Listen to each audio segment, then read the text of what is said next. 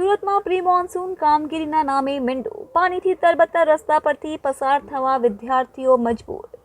શિક્ષણ મંત્રી સુરતના હોવા છતાં વિદ્યાર્થીઓની હાલાકીમાં કોઈ ફેર પડ્યો ન હોય તેવું ચોમાસામાં સામે આવ્યું છે, કારણ કે પાણી ભરેલા રસ્તામાંથી વિદ્યાર્થીઓને જીવના જોખમે પસાર થવાની ફરજ પડી રહી છે।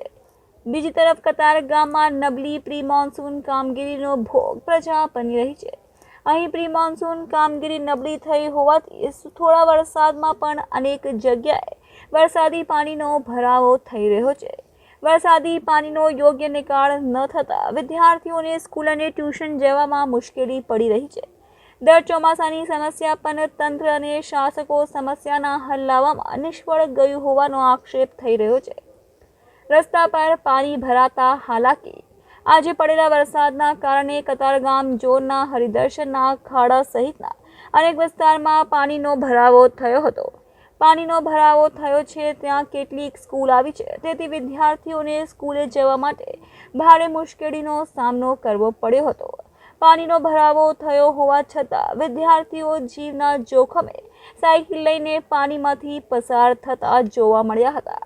આ ઉપરાંત આ રોડ પર પાણીના ભરાવના કારણે નોકરી ધંધે જનારા લોકોએ પણ ભારે હાલાકીનો સામનો કરવો પડી રહ્યો છે। કાયમી હલ લાવવાની માંગ। પાલિકાના વિપક્ષે આક્ષેપ કર્યો છે કે સુરત સ્માર્ટ સિટી અને વિકાસશીલ શહેર છે એવી ખોટી જાહેરાતો અને બેનરોમાં મોટી વિકાસની વાતો કરી રહેલા ભાજપ શાસકો આ સ્થિતિ માટે જવાબદાર છે।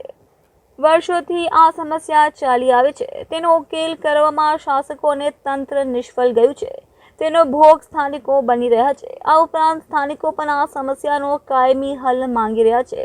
મારું નામ યોગેશ જાદવાણી। યોગેશભાઈ, કઈ જગ્યાએ પાણીની સમસ્યા? સુરતના કતારગામ વિસ્તારમાં ડભોલી હરિદર્શનનો એરિયા છે, એમાં આજકાલની વર્ષોથી કમર સુધીનું પાણી ભરાય છે। સ્થાનિકો વારંવાર આ કમર સુધીનું જે પાણી આ વિસ્તારમાં હરિદર્શન વિસ્તારમાં ભરાય છે એની રજૂઆતો વારંવાર કરે છે।